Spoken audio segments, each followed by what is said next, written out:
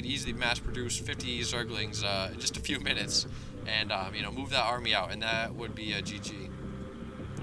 Yeah, definitely. Although Zergling's not the best against Zealots, if you can get a good surround, they'll do fine, but one Zealot can probably kill 3 Zerglings by himself, let alone a ton of Spine and Spore Crawlers coming down. Maybe he anticipated the Colossus, and those Spore Crawlers can shoot them because they count as both ground and air units. It's kind of strange, but I guess because they're massive, they can be hit by stuff that shoots the air. And it looks like Extended Thermal Lance is almost done, and there it is. Assiduous is expanding again, up to the 12 o'clock.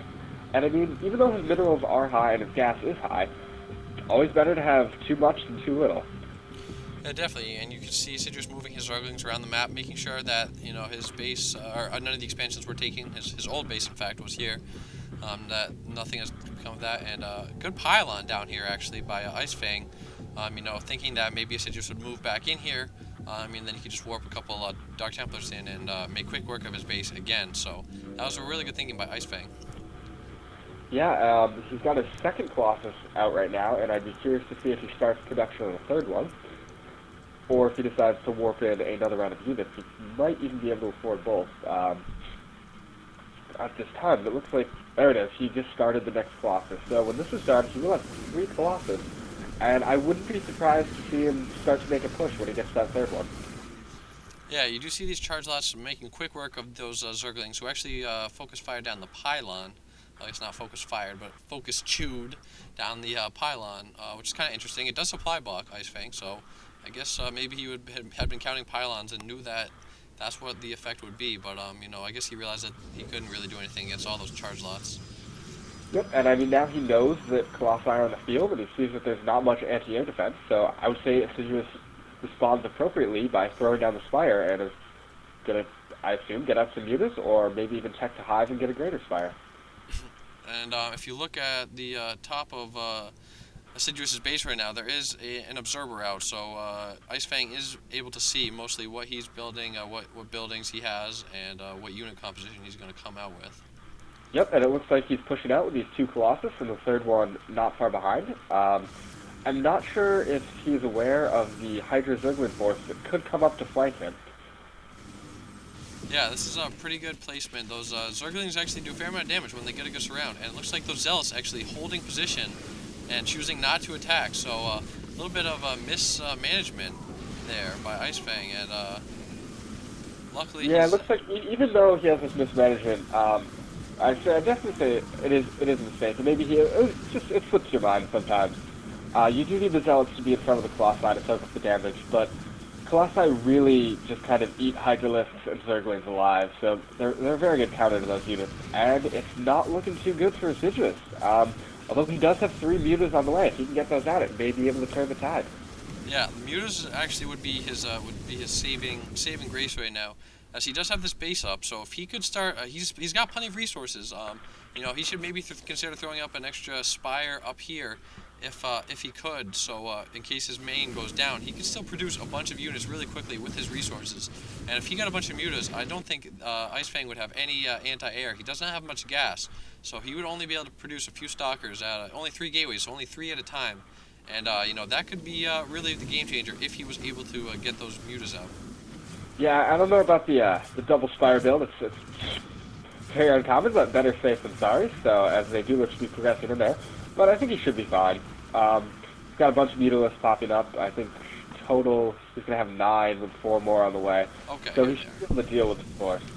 Yep, they're finally there. I was not sure where they were. I lost track of them. So they are able to come back and should be able to finish off. It's going to be close if this layer goes down, but they should be able to finish off these Zealots.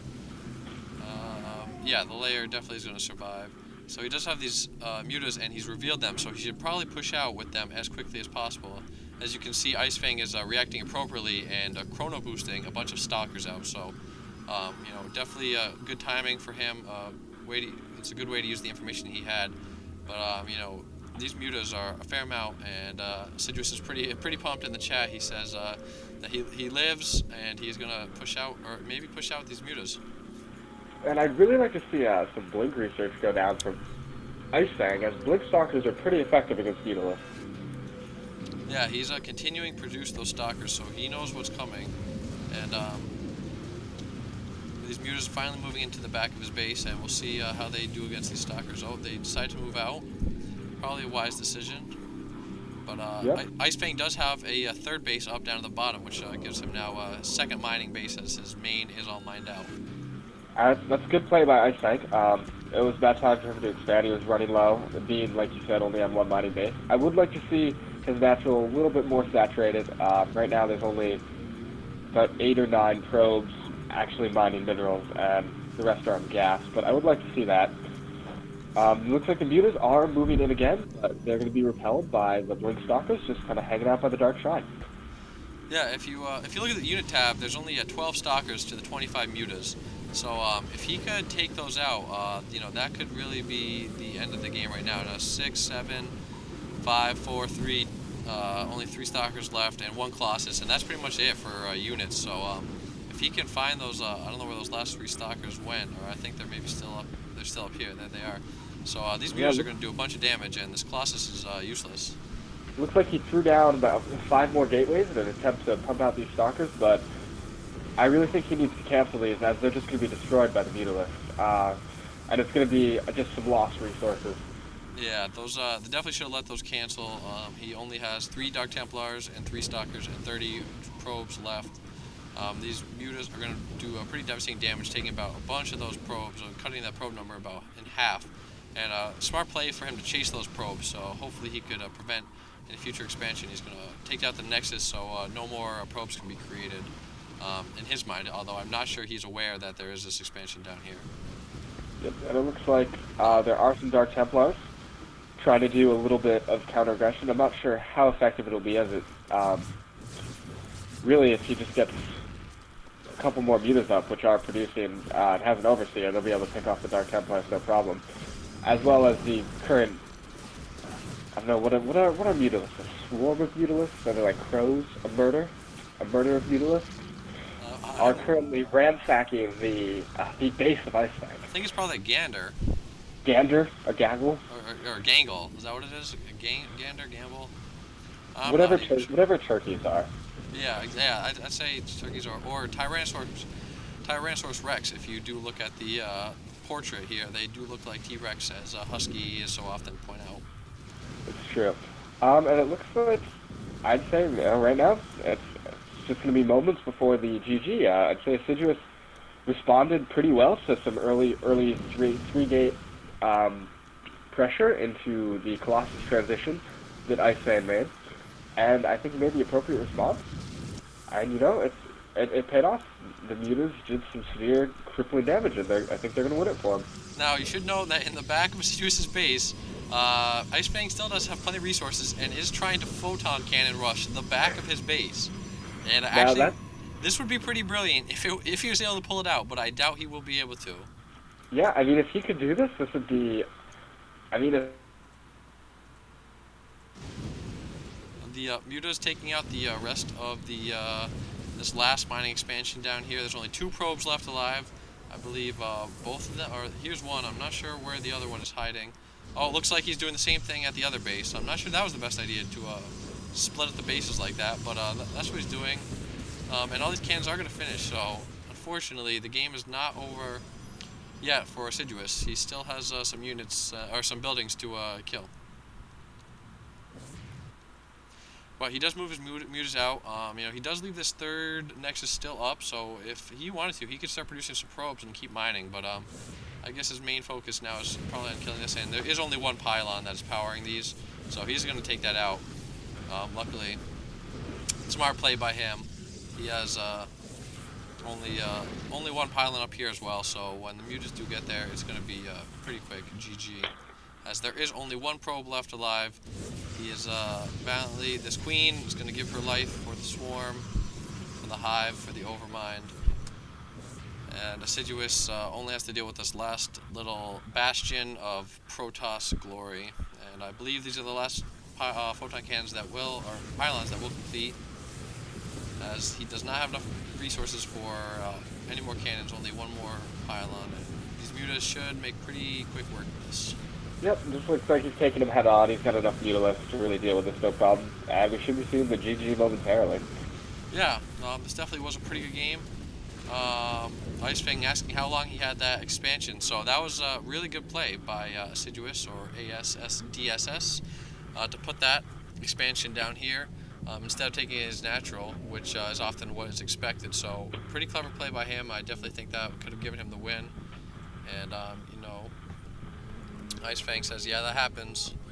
So definitely a good game. Really good switch to mutas. That was key by Icefang. Don't you think, Axiom? Yeah, definitely. I would say that that is the strategic decision that won him the game.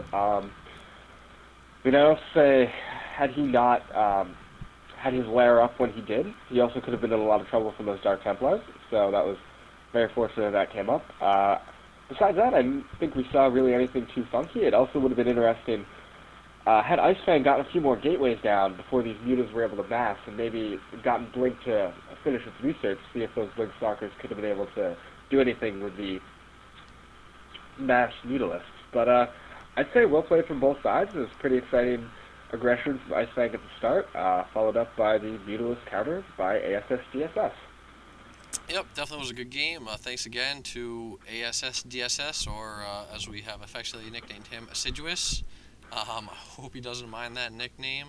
I'm not even sure what it means, but just having a little fun with him. Thanks again for sending us the replay, and to everyone else out there, feel free to send us your replays at getbetterstarcraft, all one word, at gmail.com.